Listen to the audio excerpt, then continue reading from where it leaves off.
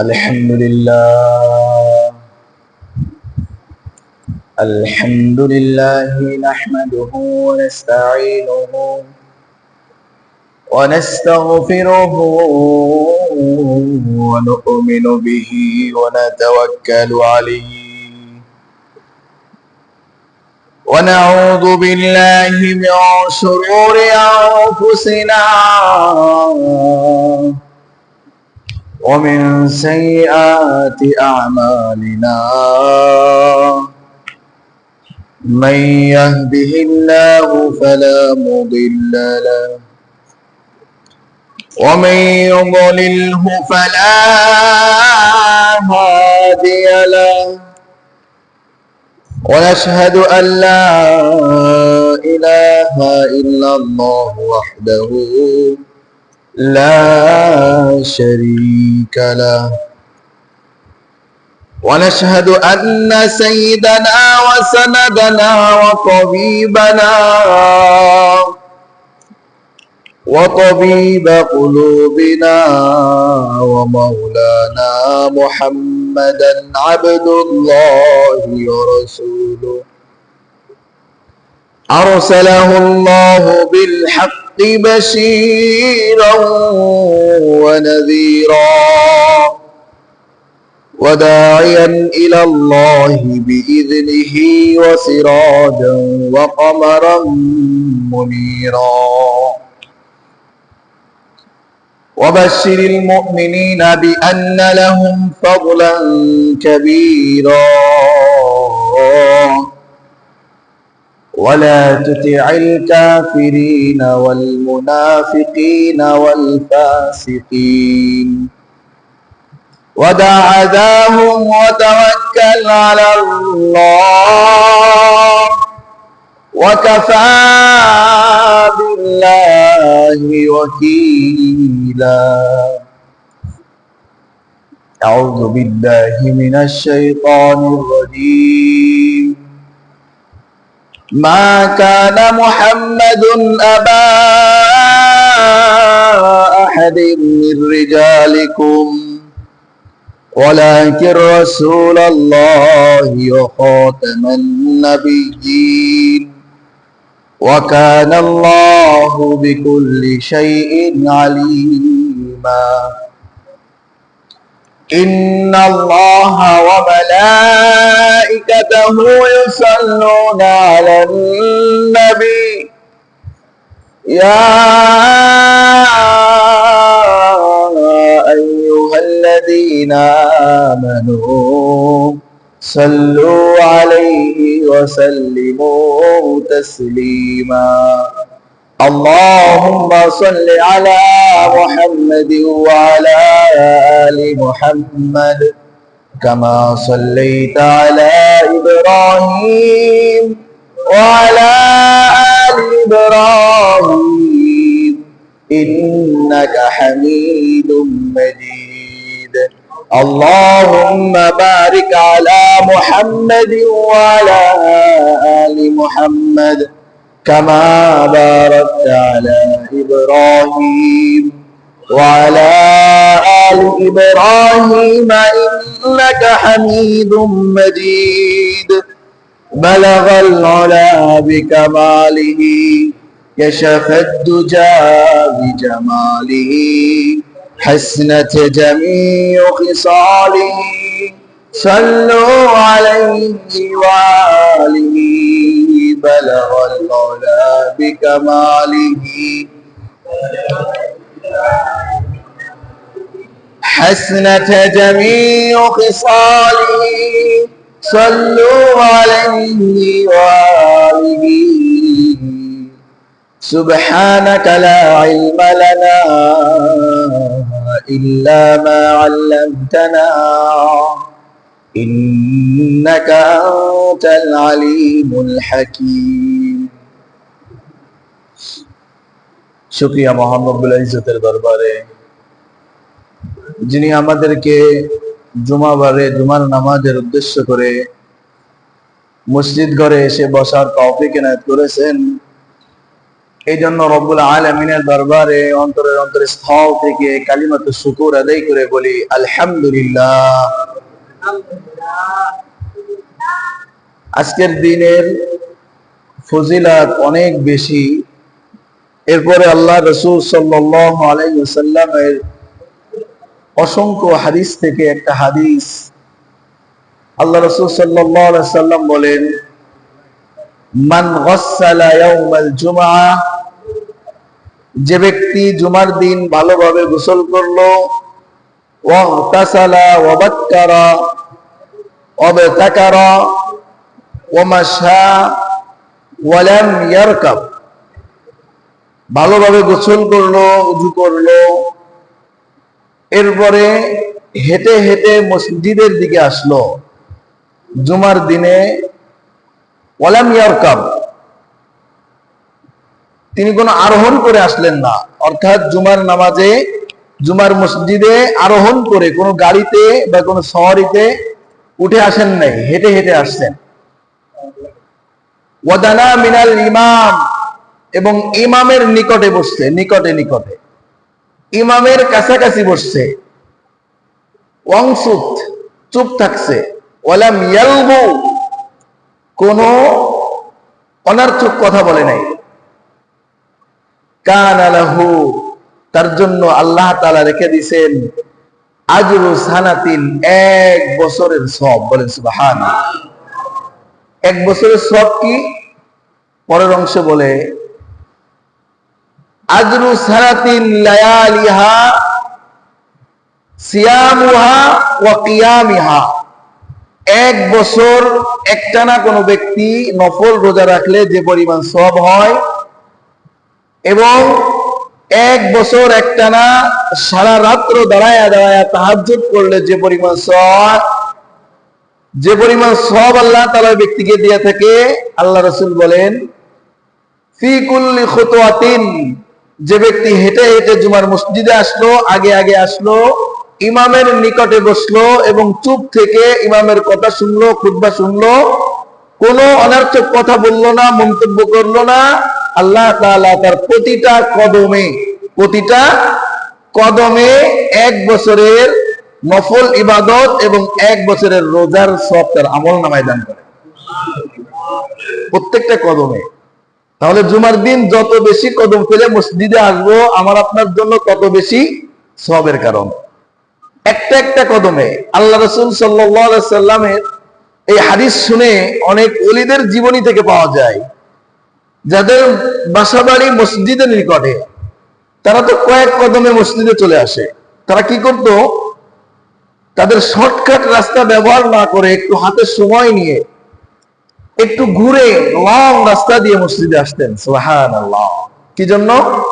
যাতে করে আমার কদমটা বেশি পড়ে, পাটা বেশি পড়ে, একটু দূরত্ব বাড়ে, যার কারণে আমার পাও বেশি পড়বে, বেশি সওয়াবের অধিকারী আমি হব, বেশি গুনাহগাতা মাফ হবে। আবার অন্যান্য রিওয়ায়াত থেকে জানা যায় যে অনেকে আসতেন কিন্তু পার কদমগুলো ছোট ছোট ফেলতেন। স্বাভাবিক হাঁটলে যেভাবে বড় বড় কদম পড়ে, এভাবে বড় বড় কদম দিয়ে মসজিদে আসতেন না, ছোট্ট ছোট্ট ছোট্ট ছোট্ট কদম দিয়ে আসতেন। কেন? বেশি কদম বেশি সওয়াব, বেশি কদম বেশি গুনাহ মাফ।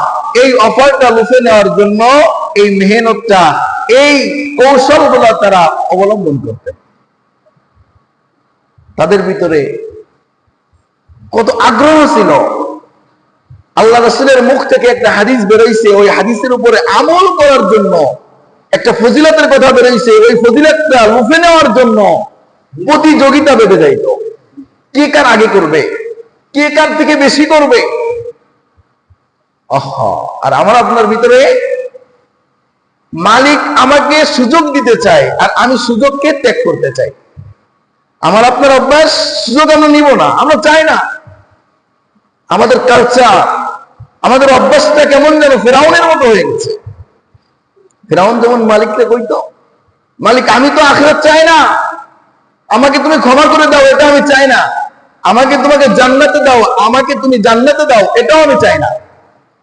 আমাকে জাহান্নামে দিবা বা অন্য কোথাও দিবা, যেখানেই দিবা সেখানেই যাব, কিন্তু দুনিয়ায় বাদশাহিত্ব আর আধিপত্য তুমি আমাকে দান করো। তা আমি আপনি যেন কেমন ওইটাই চাই, মুখে প্রকাশ না করলেও আমার কর্মে প্রকাশ পাই যে না আমাকে দাও, দুনিয়াটাই যেন আমি ভোগ বিলাসের জায়গা বানায়া, দুনিয়াটাই যেন আমার ফুর্তি করিয়া আমি দুনিয়াটাই যেন শেষ করে দিতে পারি, আমার আখিরাতে কিছু চাই না। আসলে এটা উচিত না, কারণ আখিরাতটা চিরস্থায়ী শান্তির ঠিকানা, আখিরাতে চিরস্থায়ী চাওয়া পাওয়া, আর দুনিয়াতে চির স্থায়ী না, ক্ষণস্থায়ী চাওয়া আছে, বাঙার পাওয়া নাই। দুনিয়ায় চাই সবাই অনেক কিছু, সবাই কি সবকিছু পায়? দুনিয়াটা চাইতে পারে, কিন্তু দুনিয়াতে সবকিছু পাওয়ার জায়গা না। আর আখিরাতে জান্নাত আল্লাহ কি বলেন? ওয়ালাকুম ফিহা মা তাশতাহি আনফুসুকুম ওয়ালাকুম ফিহা মা তাদউন। জান্নাত এমন একটা জায়গা দোস্ত, যেখানে তোমার মন যা চাইবে, মা তাশতাহিল আনফুস, তোমার অন্তর যা কামনা করবে, ওয়ালাকুম ফিহা মা তাদউন, তুমি যেটা দাবি করবা, যেটা চাইবা, সঙ্গে সঙ্গে মালিক ওইটার ব্যবস্থা ওখানে রাখছে, সেটার নাম জান্নাত। দুনিয়া চাইতে পারেন আমার এত কিছু দরকার, এটা দরকার, সেটা দরকার, কিন্তু মাগার সব পূরণ হইতো না। জান্নাতে চাইতে দেরি হবে, দিতে দেরি হবে না। এই জান্নাতের আশায়, মালিকের কাছ থেকে ক্ষমা পাওয়ার আশায়, মালিকের ওই অফ্রান্ত নিয়ামতের আশায় দুনিয়া আমার আপনার, ওই আশায় দুনিয়া কাটাইতে হবে, ওইখানে যাইতে হবে। কি করলে যাওয়া যাবে, কি করতে হবে, কিসের বিনিময়ে মালিক ওইটা দিবে, কিসের বিনিময়ে দিবে না, এইটাই খেয়াল করতে হবে। জান্নাতে যাব, জান্নাতে যাইতে মন চায় না সবার? চাইনি? যা চায় না সে তো মুসলমানই না। কারণ জান্নাত যে আশা করে না, আশা আকাঙ্ক্ষা করে না, এটা এই আশা আকাঙ্ক্ষা, এই মন মানসিকতা কোনো মুসলমানের হইতে পারে না। জান্নাতে যাইতে হবে ইনশাআল্লাহ। আরে জান্নাতে যাব দেখেই তো এত কষ্ট, ঠিক কিনা? জান্নাতে যাব দেখেই তো হালাল হারাম বেঁচে চলি দুনিয়ায়, জান্নাতে যাব দেখেই তো মন চাই জিন্দেগি চলতে পারি না। আজকে চাইলে এখন ঘুমায় থাকতে পারতাম, কিন্তু ঘুমায় না থাকলে মালিকের ডাকে সাড়া দিয়ে মসজিদ করে 1-1.5 ঘন্টা বসে থাকবো, কিসের আশায়? জান্নাতে যাওয়ার আশায়, ঠিক কিনা? এই জান্নাতে যাওয়ার আশায়, তাহলে জান্নাতে যে যাব, এই জান্নাতের নিয়ামত সম্পর্কে যদি একটু না জানা যায়, তাহলে তো মনের ভিতরে আকৃষ্টতা, আগ্রহ, উদ্দীপনা বাড়বে না। কারণ আপনি মনে করেন একটা ব্যবসার সিদ্ধান্ত নিয়েছেন, আমি যে কোনো একটা ব্যবসা করব। আপনি একটা ব্যবসা করবেন, এখন দেখতেছেন কাপড়ের ব্যবসা আছে, মুদিমালের ব্যবসা আছে, পাইকারি ব্যবসা আছে, শেয়ার বাজার ব্যবসা আছে, এরপরে জমি ক্রয় বিক্রয় ব্যবসা আছে, ফ্ল্যাট ক্রয় বিক্রয় ব্যবসা আছে। এখন আপনার কাছে আলহামদুলিল্লাহ অর্থ আছে যথেষ্ট পরিমাণ, এখন আপনি কোন ব্যবসাটা করবেন এটা চুজ করবেন, কিসের উপরে ডিপেন্ড করে বলেন তো? আপনার লাভ কেমন, লসের সংখ্যা কেমন, আর রিস্ক কেমন? আমার রিস্ক এটাই কম, লাভ বেশি, কষ্ট কম, লভ্যাংশ বেশি, আমরা এটাই তো চুজ করবো, ঠিক কিনা? তা আগে ব্যবসা সম্পর্কে জানতে হবে, এই ব্যবসাটা যে আমি করবো, এই ব্যবসার ভিতরে বেনিফিট কেমন, লভ্যাংশ কেমন, লসের আশঙ্কা কতটুকু, পরিশ্রম কতটুকু, এবং এর ভিতরে কত টাকা ইনভেস্ট করতে হয়, কেমন অর্থ ইনভেস্ট করতে হয়, সব কিছু জানার পরে এরপরে আমি আপনি সিদ্ধান্ত নিব যে কোন ব্যবসাটা করব, ঠিক কিনা? ঠিক জান্নাতে যে আমি তুমি যাবো দোস্ত, জান্নাতে কি নিয়ামত মালিক রাখছে এই যদি না জানি, জান্নাতে মালিক আমার আপনার জন্য কোন ব্যবস্থা রাখছে, কি রাখছে, এটা যদি আমি আপনি না জানি, আমাদের ভিতরে আগ্রহ উদ্দীপনা বাড়বে না। জান্নাতে যাব, জান্নাতে কি এমনই হবে? এমন কষ্ট যদি হয়, তাহলে দুনিয়া আর জান্নাতের ভিতরে পার্থক্য হইল কি? এখানেই কাজ করে খাই, ওখানেও যদি সেই কামলা দিয়ে খাইতে হয়, তাহলে জান্নাতে যায় লাভ কি? দুনিয়ার জীবনই তো শ্রেয়। যদি না যাই তাহলে আমাদের ধারণাটা এমন হতে পারে। জান্নাতটা কেমন হবে? আসেন আজকে একটু ধারণা নেই। জান্নাতে যাব, জান্নাতে মা তাস্তাহিল আনফুস, আল্লাহ একটা আয়াতে এত বেশি ব্যক্ত করছেন যে তোমার মন যা চাইবে। একটু চিন্তা করেন, আপনার আমার মন যা চাইবে, কি চাইতে পারে? আল্লাহ রাসূল সাল্লাল্লাহু আলাইহি সাল্লামের কাছে প্রশ্ন করলে আল্লাহ রাসূল উত্তর দিবেন, ইয়া রাসূলুল্লাহ, আমাদের মন এখন যা চাই তাই চাইবে? এখন যেভাবে আমরা চাই এভাবেই চাইবো? আল্লাহ রাসূল সাল্লাল্লাহু আলাইহি সাল্লাম বলেন, কোন ব্যক্তি জান্নাতে গেলে তার ভিতরে পরিবর্তন আসবে। কি আসবে? আজকের মূল কয়েকটা কথা বলবো, একটু খেয়াল করে শুনবেন। জান্নাতে যদি কোনো ব্যক্তি যায়, এই ব্যক্তি ট্যাবলেট হয়ে যাইতো না। ট্যাবলেট বুঝেন? দুনিয়ায় মানুষের অবকাঠামো, দুনিয়ায় মানুষের চলচলন, দুনিয়ায় মানুষের আচার ব্যবহার, দুনিয়ায় মানুষের চলাফেরা, দুনিয়ার মানুষের ভাবভঙ্গি, দুনিয়ায় মানুষের চাহিদা, এই সব কিছু এক একজনের এক এক রকম। জান্নাতে এই সিস্টেম চলবে না। যে ব্যক্তি জান্নাতে যাবে, এই ব্যক্তি প্রথমত 6টা সিফাতে মুত্তাসিফ হবে, 6টা সিফাত ওয়ালা হবে। 6টা সিফাত কি কি?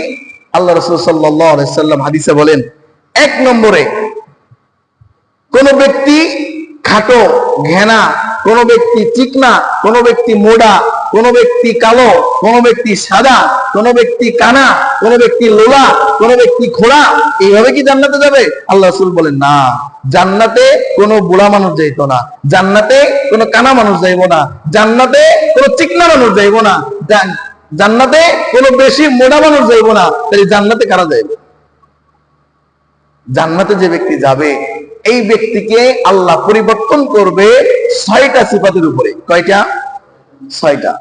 1 নম্বর, আলা খিলকাতি আদম, অবকাঠামোটা, শরীরটা হবে আদম আলাইহিস সালামের মতো। বলেন সুবহানাল্লাহ। কার মতো?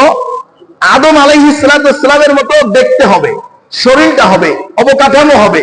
আদম কেমন ছিল? হাদিসের ভিতরে আসছে, আল্লাহ রাসূল বলেন 60 জিরা, 60 হাত 60 গজ। জিরাউন হাদিসের ভিতরে আসছে 60 জিরাই, 60 মানে 60। আর জিরাউনের ব্যাখ্যা দুইটা, একটা আছে হাত পাওয়া যায় আর একটা গজ পাওয়া যায়। যদি গজ ধরা হয় তাহলে 60 দুগুণী 120 ফিট, 60 দুগুণী 120 হাত, 120 হাত 60 গজ যদি হয়। আর যদি 60 হাত হয় তাহলে 60 হাত লম্বা। আর প্রস্থ কতটুকু? 7 জিরা, 7 প্রস্থ, 7 গজ, 7 গজে 14 হাত, 120 ফিট লম্বা হবে, 120 হাত লম্বা হবে, 14 হাত আড়ে হবে। সুবহানাল্লাহ। এমন একটা অবকাঠামো হবে, তোমার মতো আমার মতো 3.5 ফুট মানুষ হইতো।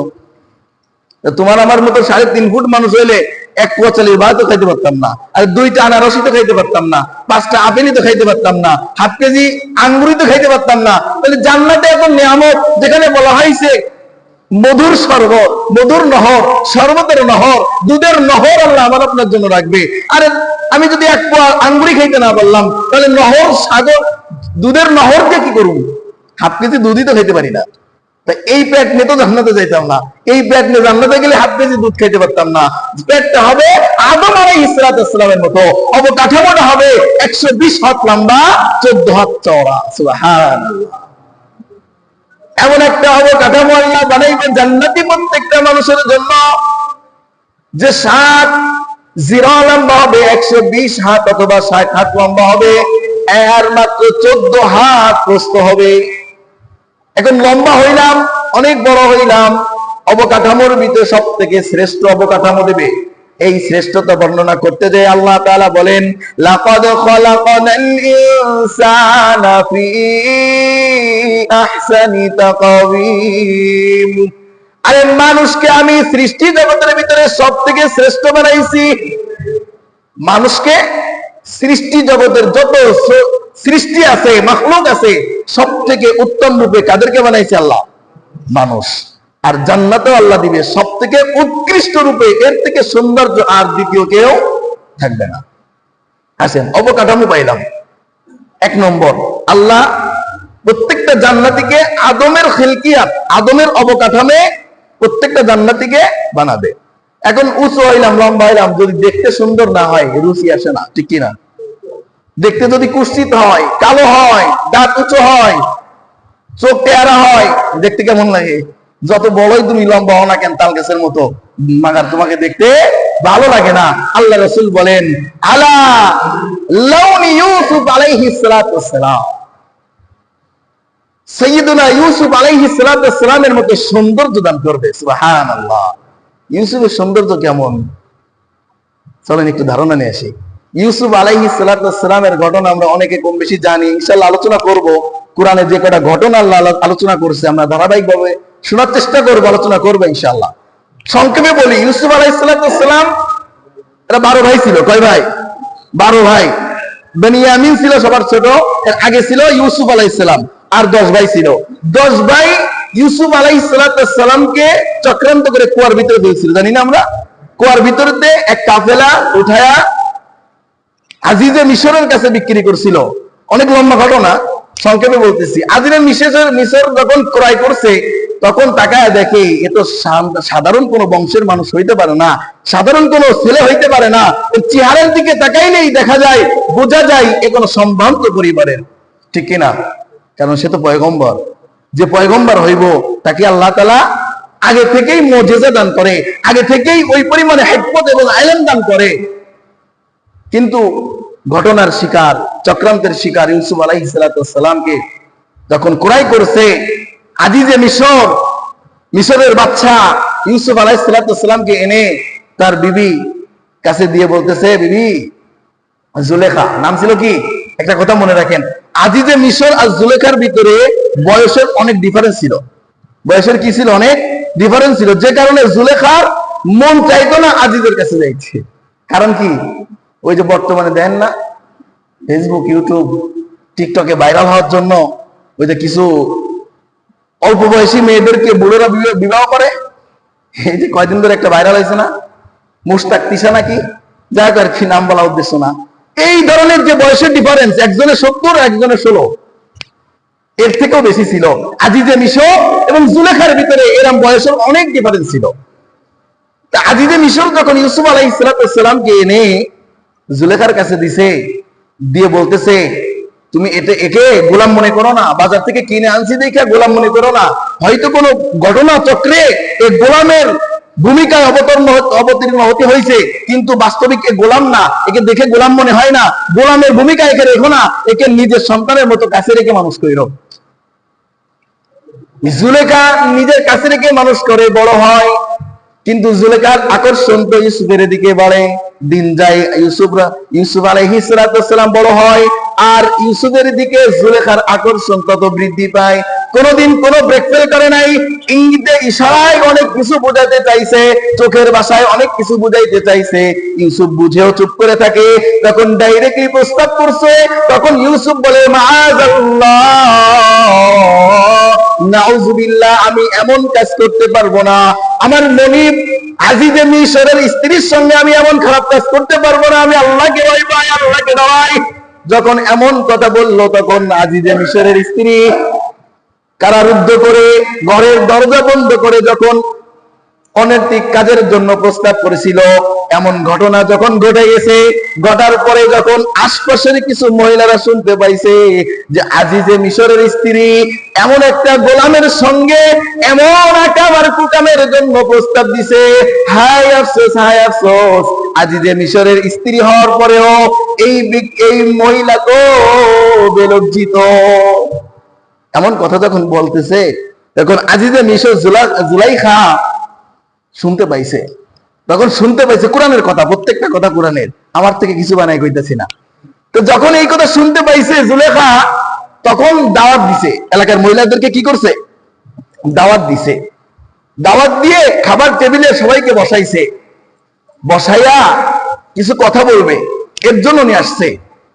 কিন্তু আমাদের খাবার যেমন কিছু নিয়ম আছে, সিস্টেম আছে, তৎকালীন জামানায় কিছু নিয়ম আর কিছু সিস্টেম ছিল। যারা মেহমান হইতো, মেজবানের বাড়ি আইতো, মেজবানের বাসায় এসে খাওয়ার কিছু সিস্টেম ছিল। ওখানকার সিস্টেম ছিল, 2 সাইড দিয়ে টেবিল থাকবে, মাঝখান দিয়ে যাতায়াতের রাস্তা থাকবে।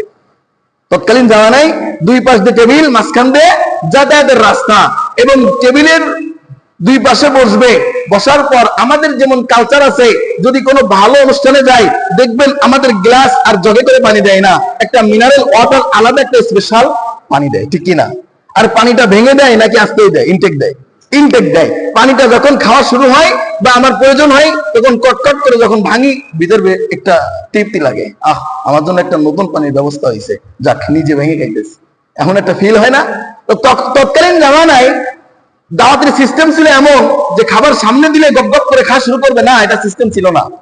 খাবার সামনে পেশ হবে, হওয়ার পর যখন মেজবানের পক্ষ থেকে মেহমানের জন্য অনুমতি হবে, আসেন আমরা এবার খাবার শুরু করি, তখন সবাই একসাথে খাবার শুরু করবে। আরেকটা কালচার ছিল, আমরা যেমন নতুন মিনারেল ওয়াটারের পানিটা ভেঙে খাই নিজের থেকে, তৎকালীন জামানায় একটা নিয়ম ও নীতি ছিল, প্রত্যেকে খাবারের সাথে লেবু খাবে। কি খাবে? লেবু। আর এই লেবুটা কেটে দেওয়া যাবে না, এই লেবু যার লেবু সে কাটবে। এই জন্য প্রত্যেকের স্বতন্ত্র একটা চাকু দেওয়া হবে, ছুরি দেওয়া হবে, একটা আস্ত লেবু দেওয়া হবে। এই লেবুটা নিচ থেকে প্রত্যেকে নিজে নিজে কাটবে। যখন খাবার শুরু করবে তখন সবাই সর্বপ্রথম লেবু কাটবে, লেবু কেটে প্রস্তুত করে এরপরে খাবার শুরু করবে।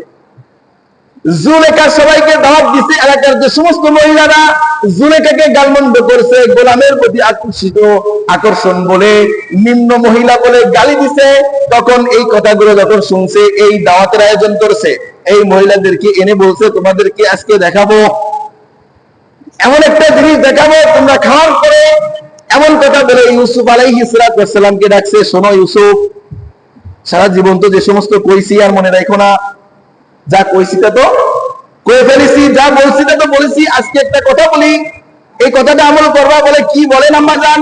বলে আম্মাজান বলো কেন, শেষেরটা বলো, সামনেরটা বলো না। আর কি এখন ইউসুফ আলাইহিস সালামকে বলছে, এই যে খাবার টেবিলের ওই পাশে তুমি দাঁড়ায় থাকবা, যখন আমি ইউসুফ তোমার নাম ধরে ডাক দিব, তখন তুমি এই টেবিলের মাঝখান দিয়ে হেঁটে এসে এই দরজাতে বের হয়ে যাবা। আজিজে মিশর তার স্ত্রী জুলেখা ইউসুফ আলাইহিস সালামকে এই শিখায় দিছে, এই মাঝখান দিয়ে শুধু হেঁটে আসবা, হেঁটে এসে এই দরজাতে বের হয়ে যাবা, এতটুকু তোমার কাজ। যখন এই কথা বলছে, বলছে আচ্ছা ঠিক আছে। এরপর সবাইকে খাবার টেবিলে রেখে খাবার প্রস্তুত করে বলছে যে আসেন আমরা এখন সবাই খাবার শুরু করি। যেই এই কথা বলছে, সেই সবাই চাকু ধরছে আর কি ধরছে? লেবু ধরছে, কাটবে। এই সময় জুলেখা ইউসুফকে ডাক দিছে, ইউসুফ আলাইহিস সালামকে, ইউসুফ আসো এদিকে।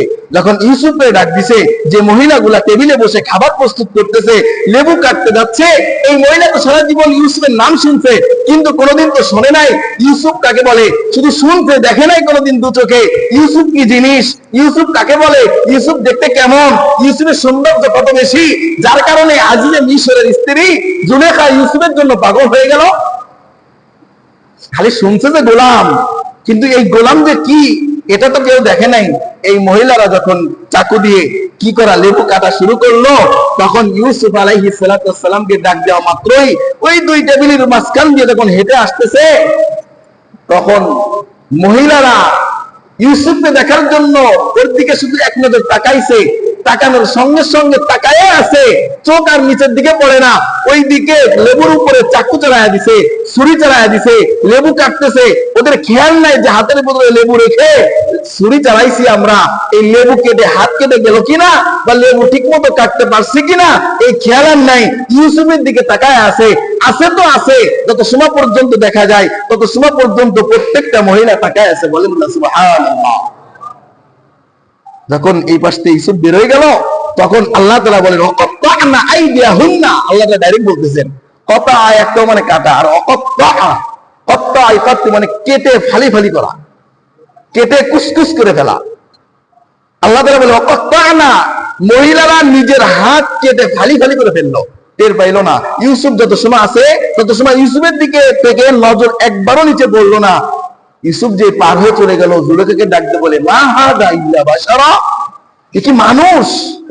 ইল্লা মালাকুন কারীম, না এ মানুষ হইতে পারে না, একদম ফেরেশতা। বলেন না সুবহানাল্লাহ। এত সুন্দর ছিল ইউসুফ। তখন জুলেখা ডাকতে বলে, আরে মহল্লার মহিলারা শুনো, তোমাদের যে লেবু কাটতে দিলাম, লেবু কই কাটছো নি, দেখছো নি, হাত লালটা। সবাই তাকায় দেখে যে হাতের আঙ্গুল গুলা কাইটে কুসকুস হয়ে গেছে। লেবু তো কাটা দূরের কথা, আঙ্গুল কখন কেটে ফেলছে নিজেরাই টের পায় নাই। তখন জুলেখা ডাক দিয়ে বলে, একবার মাত্র ইউসুফকে দেখে লেবু কাটা বাদ দিয়ে হাত কেটে ফেলছো, আর এই অ্যাটেম্প বোমা নিয়ে আমি এই কত বছর যাবত একসঙ্গে রয়েছি, কোনোদিন ব্রেক ফেল করলাম না, একদিন ব্রেক ফেল করে ফেলছি বলে আমাকে গালিগালাজ করো। কে বলে? জুলেখা। এই অ্যাটম বোমা নিয়ে আমি কয়েকটা বছর, কত বছর যাবত এক ঘরে এক সংসারে বড় হইতেছি, এক সংসারে হাতে নাড়াইতেছি, কোনোদিন ব্রেক ফেল করলাম না, আর তোমরা এক নজর দেখা মাত্রই হাত কেটে ফেললা, তাই আমার নামে বদনাম। এই হচ্ছে ইউসুফের সৌন্দর্য। কার সৌন্দর্য? ইউসুফ আলাইহিস সালাতু ওয়াস সালামের সৌন্দর্য। তো এই পরিমাণ সৌন্দর্য দেওয়া হবে কাদেরকে? ভুলে গেছেন? নাই আলোচনা ভুলে গেছেন? কাদেরকে দেওয়া হবে? জান্নাতি প্রতিটা মানুষকে এই পরিমাণ সৌন্দর্য দেওয়া হবে। আল্লাহ তাআলা বলেন, পৃথিবীর ভিতরে সবথেকে উত্তম, সবথেকে সৌন্দর্য দিয়ে সৃষ্টি করেছি আমি পয়গম্বর ইউসুফ আলাইহিস সালাতু ওয়াস সালামকে। 2 নম্বর সিফাত হবে জান্নাতি যুবকের, জান্নাতি প্রতিটা মানুষের অবকাঠামো হবে আদম আলাইহিস সালাতু ওয়াস সালামের মতো। 2 নম্বর সৌন্দর্য হবে ইউসুফ আলাইহিস সালাতু ওয়াস সালামের মতো। উঁচু লম্বা হইলাম ঠিকঠাক, সৌন্দর্য হইলো ঠিকঠাক, কণ্ঠটা যদি ভালো না হয়, আমাকে মসজিদের ইমামের মতো হয়, তাহলে তো চলতো না। কণ্ঠটা একটু ভালো দরকার, ঠিকই না? এখন কণ্ঠটা হয়েছে হিরো আলমের মতো, এলাকার যত আজে বাজে জিনিস আছে তার মুখেই মানায়, এমন কণ্ঠ হইলেও কিন্তু মানুষ কি করে না, পছন্দ। যদি একটু এমন সুন্দর তেলাওয়াত করে, কান দিলে দাঁড়ায় থাকতে মনে চায়, শোনার পরে শুনতে মনে চায়, তেলাওয়াত করলে মনে হয় আরেকটু করুক, আরেকটু শুনতে থাকি, ঠিক কিনা?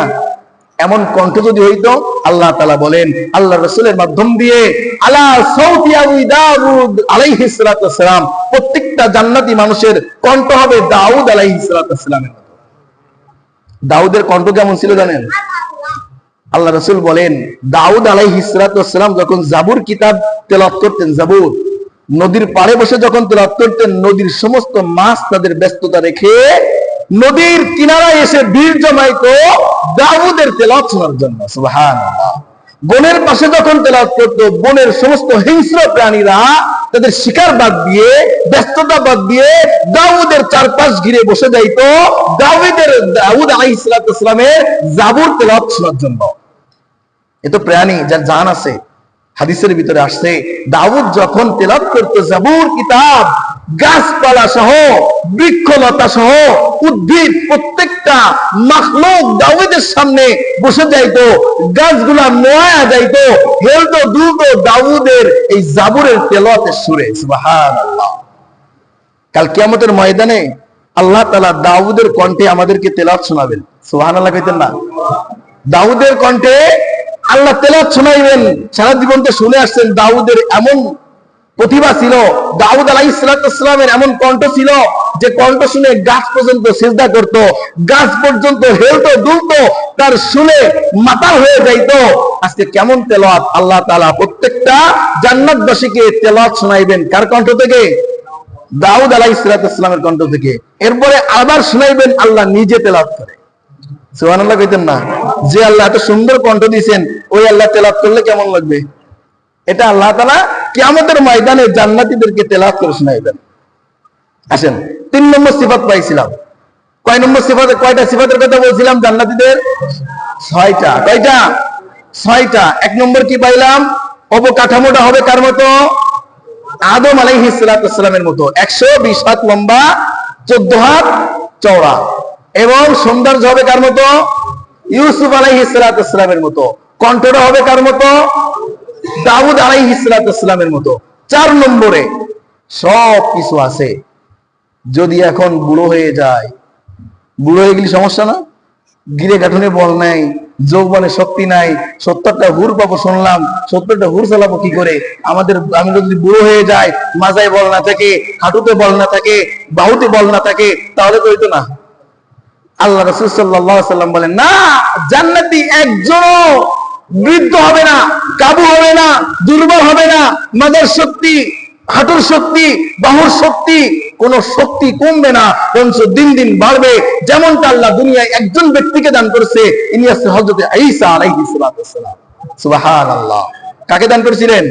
ঈসা আলাইহিস সালামের শক্তি কমতো না, ঈসা আলাইহিস সালামের শক্তি বাড়তো, তার যৌবন কমতো না, তার যৌবনের শক্তি আরো বাড়তো। আল্লাহ রাসূল সাল্লাল্লাহু আলাইহি সাল্লাম বলেন, প্রত্যেকটা জান্নাতি ব্যক্তিকে 4 নম্বর সিফাতে মুত্তাসিফ করা হবে, ঈসা আলাইহিস সালামের মতো শক্তি এবং পাওয়ার দেওয়া হবে, যে কোনোদিনও বুড়ো হইব না, শক্তি কমবে না। 30 বছরের যুবক, 30 বছর কেন বলা হয়েছে জানেন? একটা মেডিকেল সায়েন্সের গবেষণা শোনায়, 30 বছর কেন বলা হয়েছে হাদিসের ভিতরে? এই কেন বলা হইলো, এই কেন নিয়ে তো আমাদের চিন্তা নাই। 30 বছর কেন বলা হইলো আমরা স্বাভাবিকভাবে নিছি, কিন্তু ইহুদি খ্রিস্টানরা বিভিন্ন বিজ্ঞানীরা স্বাভাবিকভাবে নেয় না। হাদিসের ভিতরে 30 কেন উল্লেখ করা হইলো, 40 কেন বলা হইলো না, 35 কেন বলা হইলো না, 50 কেন বলা হইলো না, 30 বছরের যুবক কেন বলা হইলো? তারা গবেষণা করে দেখে একটা ছেলে যুবক যখন সাবাল্যগা হয়, বালেগ হয়, 15 বছর বা 14 বছর বয়সে, তখন থেকে তার যৌবন বাড়তে থাকে। কি করতে থাকে? যৌবন বাড়তে থাকে, বাড়তে বাড়তে বাড়তে বাড়তে 30 বছর পর্যন্ত যৌবন বাড়তে থাকে। সুবহানাল্লাহ। কয় বছর পর্যন্ত? 30 বছরের আগ পর্যন্ত যৌবন কমে না, শক্তি কমে না, শক্তি বৃদ্ধি পায়। 30 থেকে 40 পর্যন্ত ওই যৌবনটা, শক্তিটা অব্যাহত থাকে, একভাবে থাকে, লেভেল থাকে, কমেও না বাড়েও না। আমার কথা না, সায়েন্সের গবেষণা। 30 থেকে 40 পর্যন্ত যৌবন শক্তিটা, মানুষের বাহুবলটা অব্যাহত থাকে, স্থানে থাকে, বাড়েও না কমেও না। 40 অ্যাবাউট করে যখন পার করে যায়, তখন প্রত্যেকটা যুবকের শরীর আস্তে আস্তে শক্তি মাইনাস করতে থাকে। এজন্য বিয়ের বয়স 40 প্লাস নাকি? বিয়ের বয়স বালেগ হওয়ার পর থেকে। তা 40 পার হয়ে গেলে তার যৌবনের শক্তি, গিরে গাঠনের শক্তি, হাঁটুর শক্তি, বাহুবলের শক্তি মাইনাস হতে থাকে, আর 30 পর্যন্ত শক্তি বৃদ্ধি পাইতে থাকে। এই জন্য বলা হয়েছে 30 হাদিসের ভিতরে, এজন্যই যে প্রত্যেকটা যুবকের শক্তি শুধু বৃদ্ধি হতেই থাকবে, 1% কমবে না। 4 নম্বর সিফাত হবে জান্নাতি প্রতিটা মানুষের আল্লাহ তাআলা যৌবন দান করবে ঈসা আলাইহিস সালাতু ওয়াসসালামের মতো। এখন আসেন, শরীর আছে, সৌন্দর্য আছে, কণ্ঠ আছে, যৌবনও আছে, যদি আমার বাচ্চাইত্ব না থাকে, মালিকানা না থাকে, প্রশাসনিক শক্তি না থাকে, আমার কথা তো কেউই শুনতো না, ঠিক কিনা? আমার কথা কেউ শুনবে না। আমি সবকিছু, আমি একেবারে সবকিছুর অধিকারী, শুধু ক্ষমতা নাই। এখন আমার থেকে চ্যাংরা ব্যাংরা একজন ক্ষমতাওয়ালা, সে তো আমার যখন তখন খুশ করে দিতে পারে, ঠিক কিনা? পারে না? পারে। আল্লাহ রাসূল সাল্লাল্লাহু আলাইহি সাল্লাম বলেন, না, এই টেনশনে ভুগে কোনো লাভ নাই। আল্লাহ তাআলা প্রত্যেকটা জান্নাতি মানুষকে হযরত সুলাইমান আলাইহিস সালাতু ওয়াসসালামের বাদশাহিত্ব দান করবে। বলেন সুবহানাল্লাহ। সুলাইমান আলাইহিস সালাতু ওয়াসসালামকে কেমন বাদশাহিত্ব দান করেছিল জানেন? আচ্ছা, সুলাইমান আলাইহিস সালাতু ওয়াসসালামের শক্তিটা একটু পরে শুনি। আগে তার সভাবরক যারা ছিল, সংসদ সদস্য যারা ছিল, তাদের একটু শক্তি জেনে আসি। তাদের শক্তি কি? আল্লাহ কোরআনে বলছে, একদিন এক পাখি, হুদহুদ পাখি কোন একটা অন্যায় করছে। একদিন ঘটনা শোনাবো ইনশাআল্লাহ, লম্বা ঘটনা। করার পরে ওই হুদহুদ পাখিকে সুলাইমান আলাইহিস সালাতু ওয়াসসালাম বিচারের আওতায় ডাকছে। ডাকলে এখন হুদহুদ পাখি এই সুলাইমান আলাইহিস সালাতু ওয়াসসালামের বিচার থেকে বাঁচার জন্য কোন একটা কিছু মন্তব্য খুঁজতেছে, খুঁজতে খুঁজতে একটা কিছু পাইছে। পাওয়ার পরে সুলাইমান আলাইহিস সালাতু ওয়াসসালাম যখন পাখিকে ডাকছে, পাখি এসে বলতেছে, বাদশা পয়গম্বর, আমি আপনাকে এমন একটা তথ্য দেব যার অপেক্ষায় আপনি আছেন। বাদশা বলে, কি তথ্য? বলে, অমুক এক রাজ্যে এক রানী আছে যে আপনার মালিককে, আল্লাহকে বিশ্বাস করে না। বলে, কি বলো? তার নাম বিলকিস। তার নাম কি? বিলকিস রানী। বলে, তাই নাকি? বলে, হ্যাঁ। বলে, তাহলে শোনো, তুমি আমার পক্ষ থেকে আমি একটা চিঠি লিখে দিচ্ছি, এই চিঠিটা আল্লাহ কোরআন উঠাই দিছে, এই চিঠিটা নিয়ে বিলকিসের কাছে পৌঁছায় দাও, এবং সে কি বলে, আমার চিঠি পাওয়ার পর কি মন্তব্য করে, এই মন্তব্যটা আমার কাছে পৌঁছায় দিবা। আচ্ছা ঠিক আছে। একটা চিঠি লিখছে। প্রথমে লিখছে, বিসমিল্লাহির রহমানির রহিম, আল্লাহ তাআলু আলাইয়া ওয়াতুনি মুসলিমিন। মাত্র 2টা লাইন। কয়টা লাইন? প্রথম লিখছে কি? বিসমিল্লাহির রহমানির রহিম। 2 নম্বর লিখছে, আল্লাহ তাআলু আলাইয়া ওয়াতুনি মুসলিমিন। অর্থ কি? অর্থ হচ্ছে, পরম করুণাময়, অতিশয় দয়ালু আল্লাহর নামে শুরু করলাম। আল্লাহ তাআলু আলাইয়া, আমার উপরে ক্ষমতা দেখাইতে যাও না, আমার কথার উপরে গাওয়ানি করো না। ওয়াতুনি মুসলিমিন, তুমি বশ্যতা স্বীকার করে মুসলমান হয়ে আমার দরবারে পৌঁছাও। কাকে বলছে? রানী বিলকিসকে এই চিঠি লেখায় হুদহুদ পাখির মাধ্যমে পাঠাইছে। এখন রানী বিলকিসের রাজত্ব, বিশাল রাজত্ব ছিল। তার একটা যে সংসদ ছিল, তার যে খাস কামরা ছিল, এই খাস কামরাটা উত্তর দক্ষিণ করেছিল। কি জন্য ছিল? পূর্বে থেকে সূর্য উঠতো আর পশ্চিমে অস্ত যাইত। বিলকিস রানী, ইনি ছিলেন সূর্য পূজারী। সকালবেলা যখন সূর্য উঠতো, পূর্ব পশ্চিম করে তার জানালা ছিল, ঘরের জানালা ছিল পূর্বের দিকে আর পশ্চিম দিকে, উত্তর আর দক্ষিণে কোনো জানালা ছিল না। এই দুই দিকে জানালা ছিল। সর্বপ্রথম সূর্য যখন উদিত হইত পূর্ব দিক থেকে ওই জানালা দিয়ে তার ঘরে আলো ঢুকতো আর ওখানে সিজদা করতো। বলেন না নাউজুবিল্লাহ। আবার দিন শেষে তখন সূর্য অস্ত যাইতো পশ্চিম দিকে, পশ্চিমের জানলা দিয়ে আলো আসতো, ওই সূর্যের আলোয় সিজদা করতো রানী বিলকিস। যখন এই চিঠি পাইলো, অনেক লম্বা ঘটনা, একদিন শোনাবো ইনশাআল্লাহ। যখন চিঠি পাইলো, চিঠির ভিতরে এই লেখা, তখন সে চিঠি পেয়ে তার সংসদ সদস্য সবাইকে ডাকছিল। সংসদ সদস্য ছিল 312 জন। কয়জন? 312 জন। এই 312 জনের প্রত্যেকের আওতায় আবার কর্মকর্তা ছিল 10,000। এক একজনের কাছে কয় হাজার? যেমন আমাদের একজন সংসদ সদস্য, তার নিচের লেভেলে কি মেয়র, তার নিচের লেভেলে কি ইউপি চেয়ারম্যান, তার নিচের লেভেলে কি মেম্বার, ওয়ার্ড মেম্বার, এভাবে আছে না?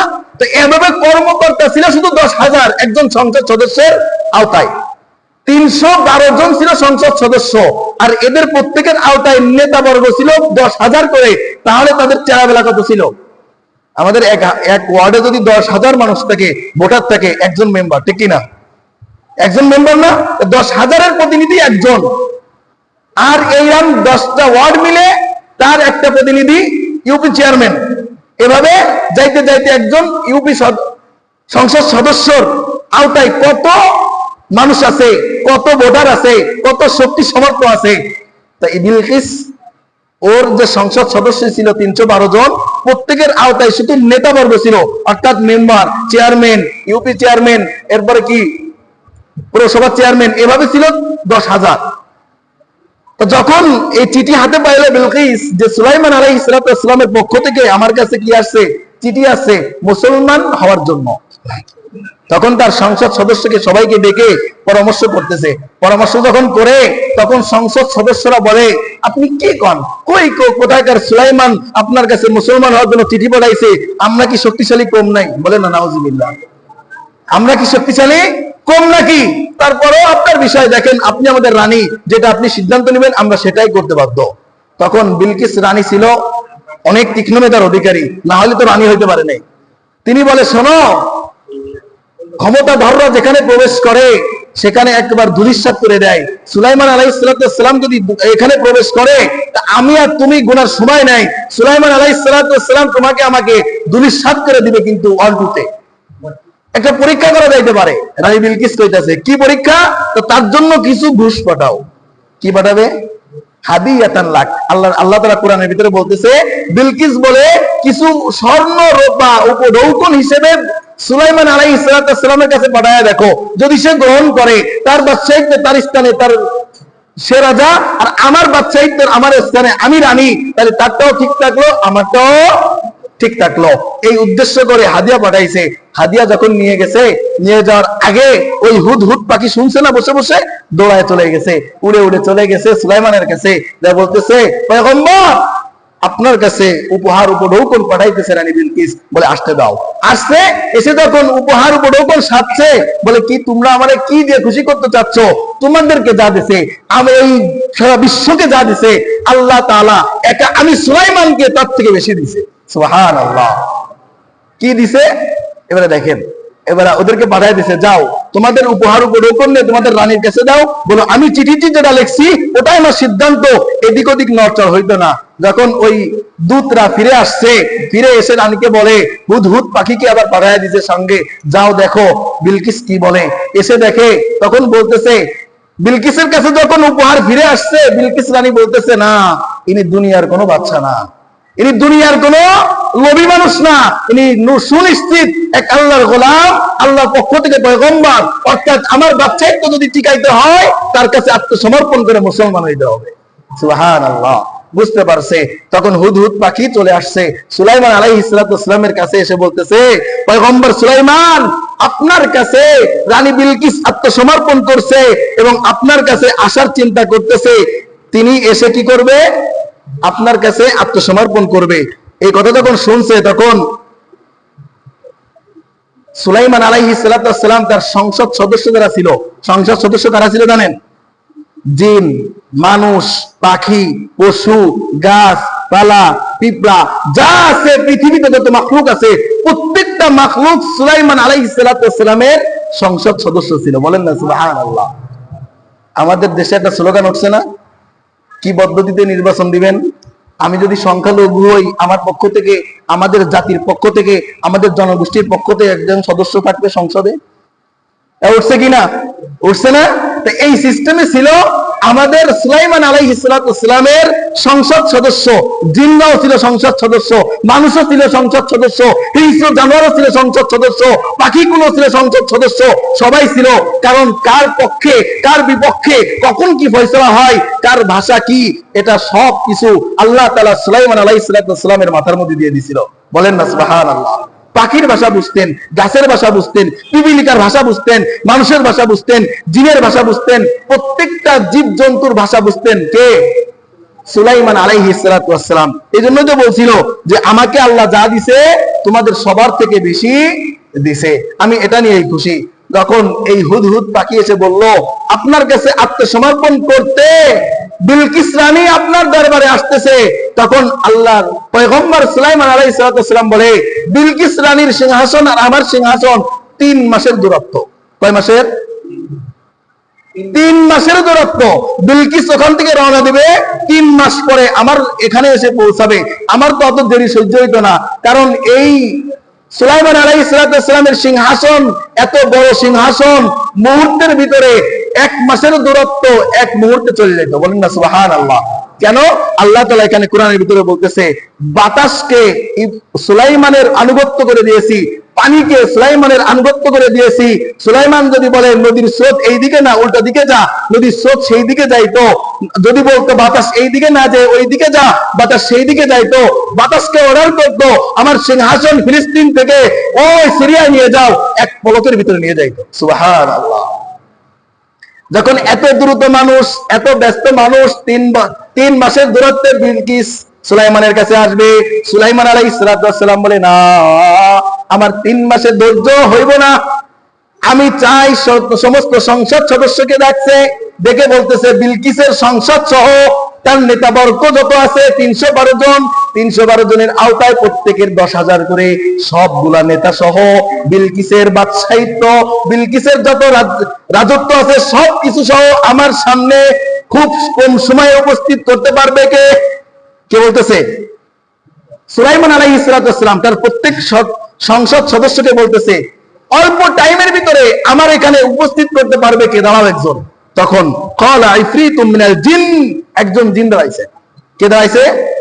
একটা জিন দাঁড়াইছে, দাঁড়ায় বলতেছে আনা আতিকা বিহি ক্বাবলা আন তাকুমা মিন মাকামিক, আপনি যেখানে বসে আছেন এখান থেকে শুধু দাঁড়াবেন, এই বসা অবস্থা থেকে দাঁড়াতে যাতে সময় লাগে, এই সময়ের ভিতরে বিলকিসের সিংহাসন সহ সব কিছু আমি হাজির করব আপনার সামনে। সুবহানাল্লাহ কইতেন না? কত সময় নিছে? বসে আছে সুলাইমান, বসে আছে। সুলাইমান আলাইহিস সালামকে বলে বসে আছেন আপনি, শুধু দাঁড়াবেন। এই বসা থেকে দাঁড়াইতে যে সময়টা লাগে 2-3 সেকেন্ড, এর ভিতরে আমি বিলকিস সহ তার নেতাবর্গ সহ সবকিছু এই রাজদরবার আপনার সামনে হাজির করব। একজন জিন দাঁড়াইছে। সুলাইমান আলাইহিস সালাম বলে না, ওই তো না। কি বলে? ওইব না, আরো ছোট আনতে হইব। তখন দাঁড়াইছে আমার আপনার মতো একজন মানুষ। সুবহানাল্লাহ কোন? কে দাঁড়াইছে?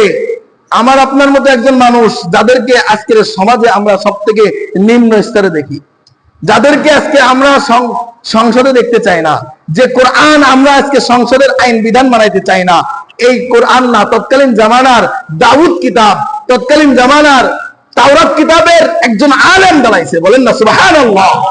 একজন আলেমের শক্তি দেখেন। জিন যখন এই কথা বলে, সুলাইমান বলে না, হয়তো না, আমি উঠে বসে আছি, এখান থেকে দাঁড়াইতে সময় বেশি লাগবে, এর থেকে কম সময় কে এনে দিব। তখন একজন মানুষ দাঁড়াইছে। কে দাঁড়াইছে? قال الذي عنده علم من الكتاب, এমন একজন ব্যক্তি দাঁড়াইছে যার ভিতরে আল্লাহ আসমানি কিতাবের ইলম দান করছে। বলেন সুবহানাল্লাহ। এই ব্যক্তি দাঁড়ায় কি বলে?